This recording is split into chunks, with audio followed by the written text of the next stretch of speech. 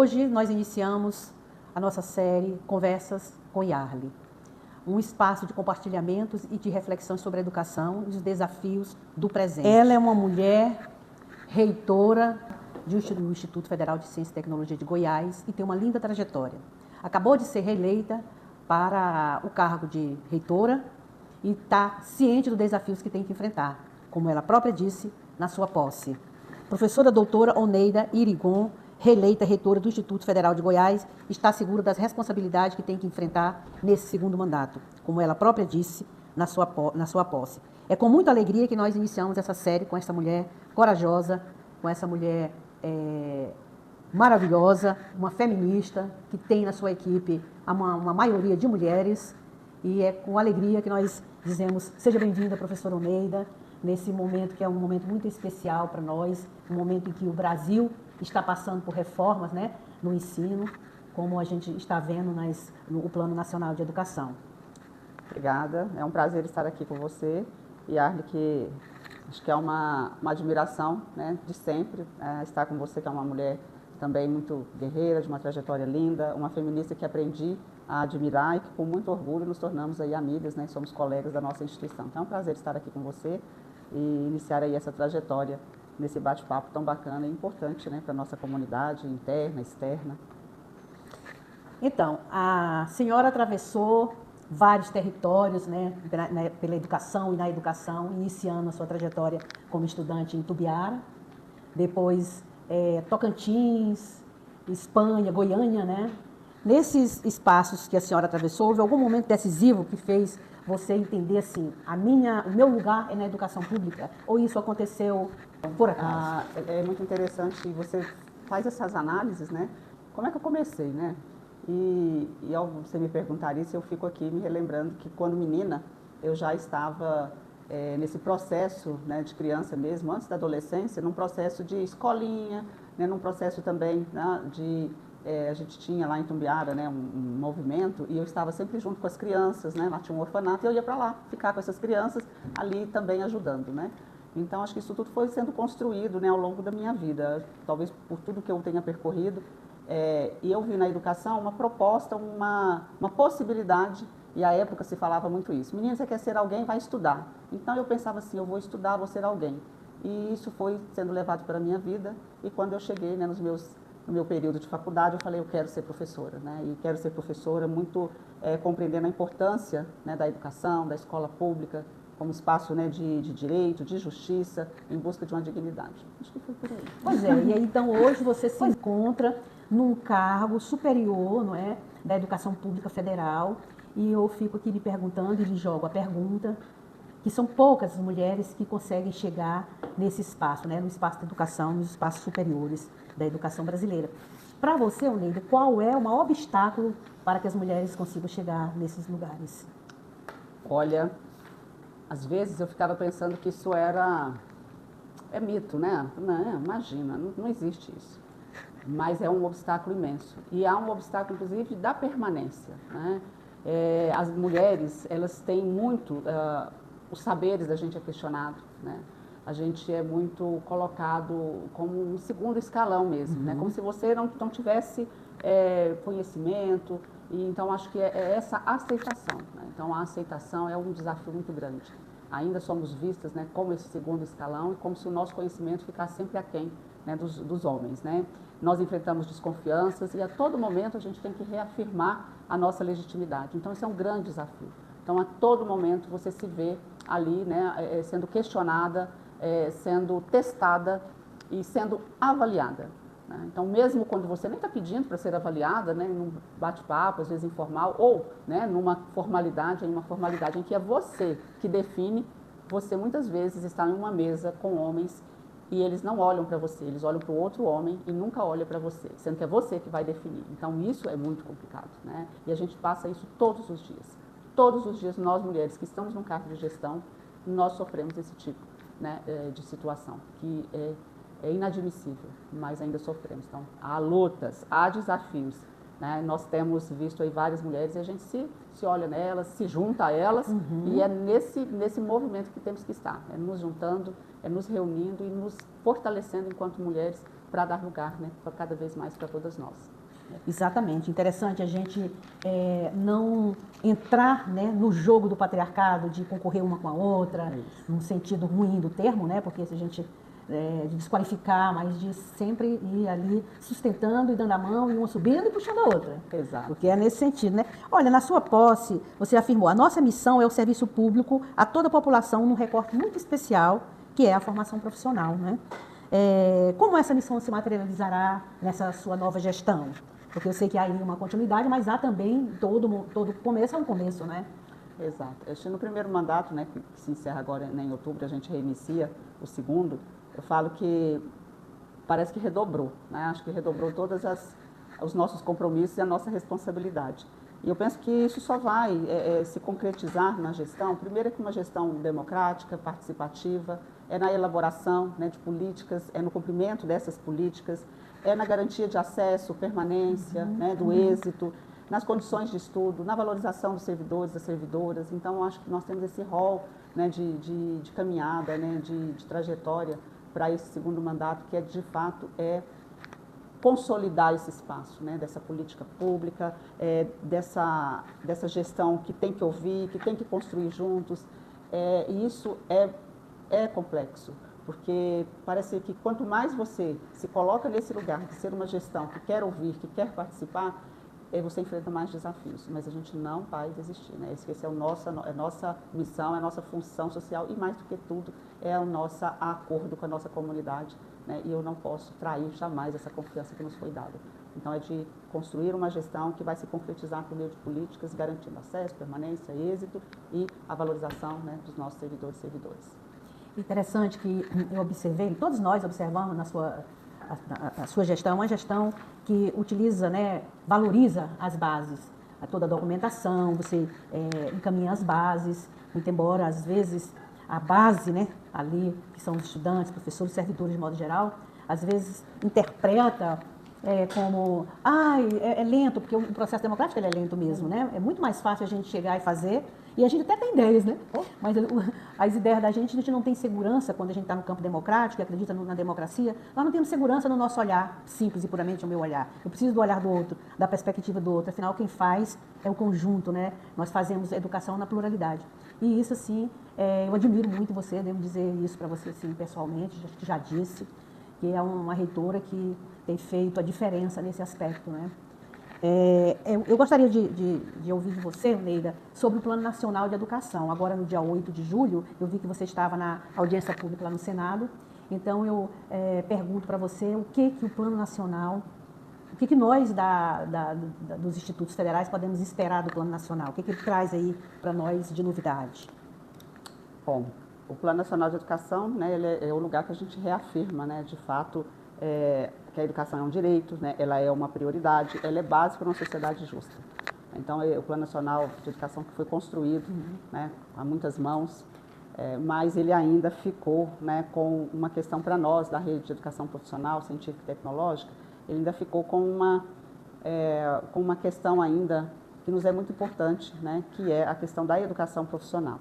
Então, o que a gente pode esperar desse Plano Nacional de Educação, né? É um projeto de formação humano, crítico, de emancipação, de valorização do trabalho humano, mas que a gente ainda precisa de fazer a defesa, e é isso que nós estamos fazendo, né? O CONIF, todos os reitores, reitoras e a comunidade, né, da rede vem fazendo, participando dessas audiências, para que seja inserido, de fato, a educação profissional no Plano Nacional de Educação.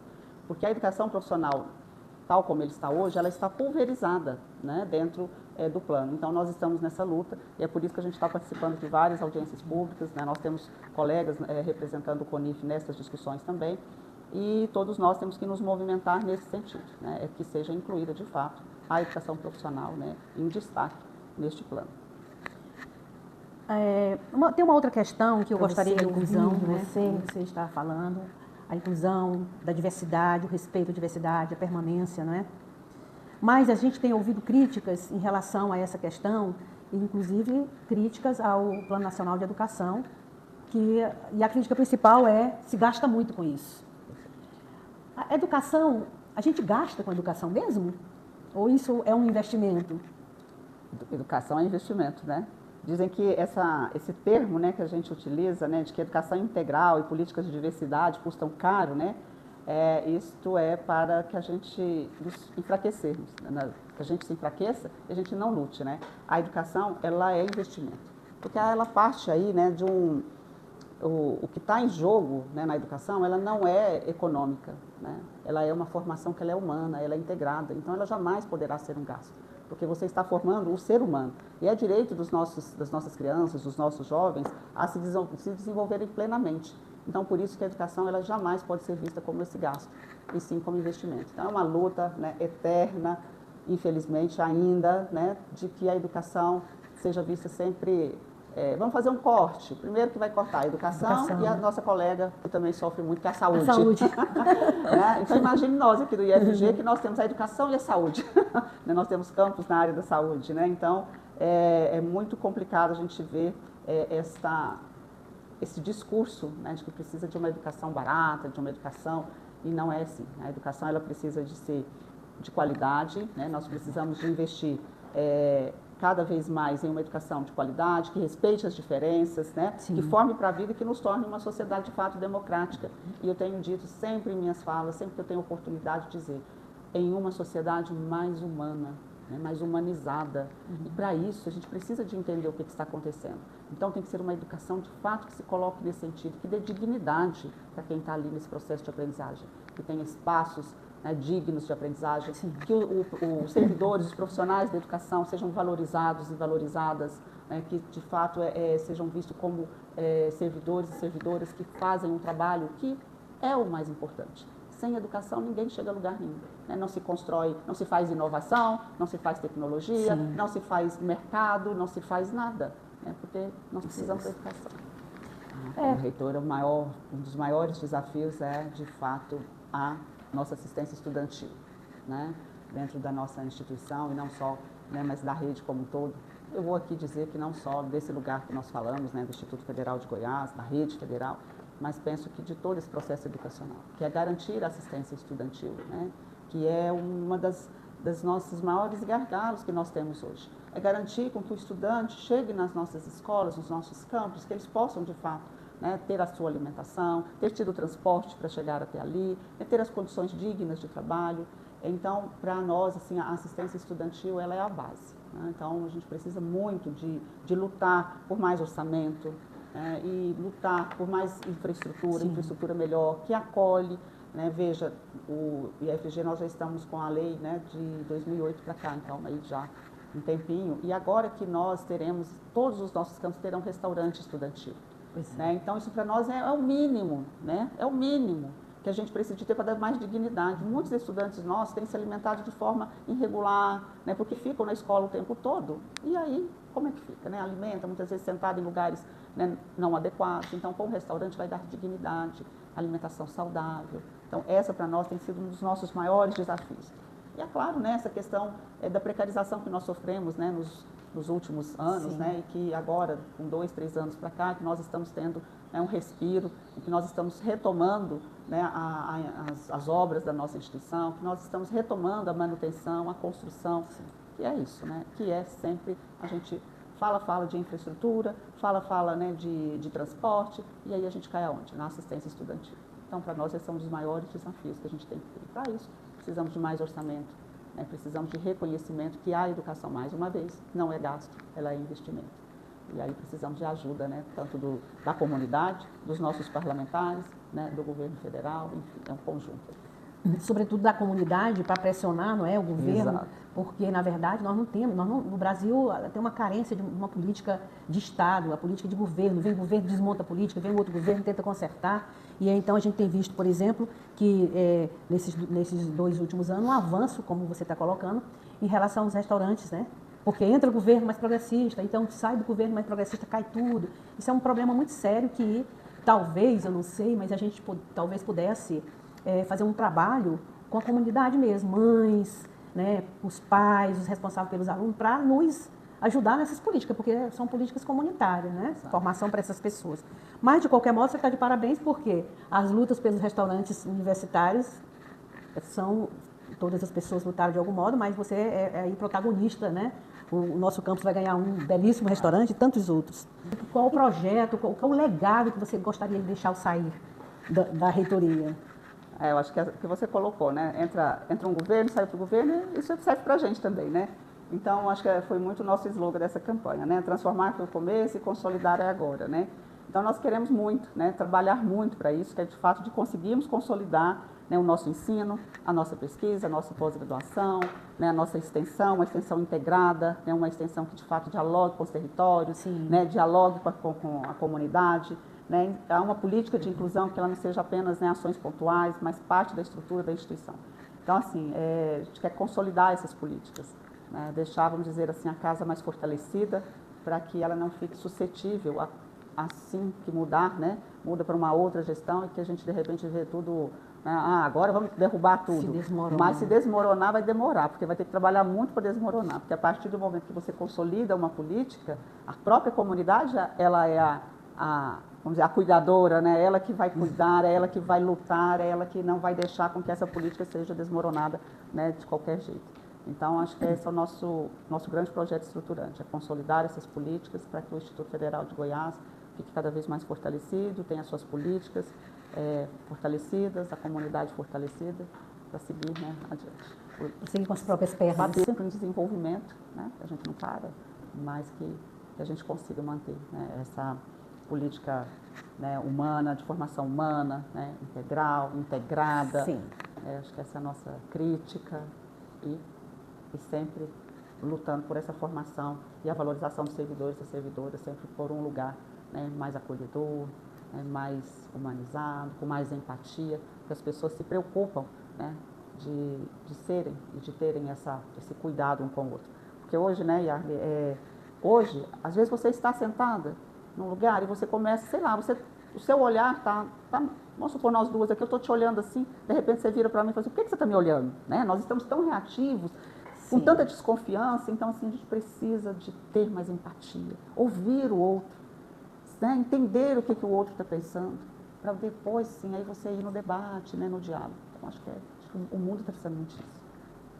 Acho que é um legado que eu gostaria de deixar. Pois é, isso assim, é muito visível nas mulheres que compreendem o espaço radicalmente democrático, que é o espaço que as feministas lutam, né, por um espaço onde caibam todos os corpos. Essa sua fala diz muito disso. E cuidar, que as mulheres sabem tanto, mas que a gente também diz assim, o cuidar não é só o cuidar que nos legam, é de cuidar da família, de cuidar... Não, isso é um trabalho assim, muito exaustivo, gratuito e que sustenta também, aí, de algum modo, o Estado e a ordem capitalista. Exato. Mas cuidar, eu entendo que é isso que você está falando, cuidar do mundo, né? Cuidar do ser humano na sua integralidade. Não é porque nós fazemos formação profissional, fazendo formação técnica, tecnológica, que essa criatura, esse ser humano, não é? Esse adolescente, esse jovem, não seja um ser humano integral, não é? E isso está muito presente nessa gestão, nesse discurso. E foi uma luta também longa de todos nós por essa política, uma política que perceba o ser humano na sua integralidade. Então, que bom conversar com você, é sempre bom conversar. Olha, Neida, assim, para encerrar, vamos fazer uma brincadeira, um ping-pong poético, só para mudar o nome do ping-pong, né? Me diga aí, assim, brevemente, ser mulher. É reinventar o mundo todos os dias, né? Com coragem, com afeto e com resistência. Educação é direito inegociável. Liderar. Liderar é ouvir com atenção, né? Eu penso que é acolher com sensibilidade e decidir junto com o coletivo. Um desafio da gestão hoje. Manter viva e pulsante a educação pública em tempos de retrocesso. Um sonho ainda por realizar. Garantir que todas as pessoas tenham, de fato, acesso, né, em sua diversidade, tenham acesso a uma educação justa, que acolha suas diferenças e promova a dignidade. Um legado a deixar no IFG. Uma gestão construída no diálogo. Acho que é isso que eu quero deixar. Uma gestão construída no diálogo e que tenha feito sentido e diferença na vida de todas as pessoas. Uma mulher que te inspira. São várias, né? Mas eu tenho lido ela esses dias, eu tenho feito um pacto comigo que é de ler mulheres, né? Então tenho lido a Conceição Evaristo. Ela fala com o povo e sobre o povo de uma forma tão poética, né? Tão bonita, uma verdade, né? E compromisso com a vida. Eu gosto muito de um trechinho que são vários, né? Ela diz, o importante não é ser o primeiro ou a primeira, o importante é abrir caminhos. Então tem vários dela, mas é é uma mulher que me inspira. Ela me inspira também. E eu gosto quando ela diz assim, eles combinaram de nos matar, esse é mas nós, não, eles decidiram nos matar, mas nós combinamos de não morrer. De não morrer. Adoro. Ai, me dá um abraço aqui. Ai, obrigada. Obrigada. Essa mulher, guerreira, guerrida, é uma honra. Você isso não foi o primeiro dia que nos conhecemos, foi o máximo. Foi de uma escuta, de um acalanto para minha alma, resolveu muita coisa. Mas eu confio mesmo na edição. Foi muito bom com a professora Oneida, que nos ensina que educar é cuidar, é planejar e é resistir, né? Sobretudo resistir. Porque as políticas vêm, vão e elas mudam na ausência de uma política de Estado. Então, resistir é fundamental. A professora nos ensina que educar é educar na pluralidade, é educar com todos, não é? Não há uma educação que venha de uma gestão simples e puramente ali, não é? Mas precisa de todo um contexto dos educandos, né? Para que aconteça. O diálogo, né? Ela ensina que o diálogo é fundamental. Então, é uma conversa que nos inspira, eu espero que com certeza, né, inspirarão outros e que venham conversas como essa, viu, Oneida? Com você, com outras pessoas, para a gente trabalhar ali, né, fazer essa militância, porque a gente não só trabalha, a gente milita o dia todo, né, pelas políticas públicas, por uma educação gratuita, de qualidade, referenciada e para a autonomia de todos e todas. Eu que agradeço e desejo a você muito sucesso aí na sua entrevista com a Yarly e que vire aí um lugar, né, onde possamos nos debruçar no processo de aprendizado com muita leveza, mas principalmente com muita consistência. Obrigada. Obrigada a você. Obrigada a todos.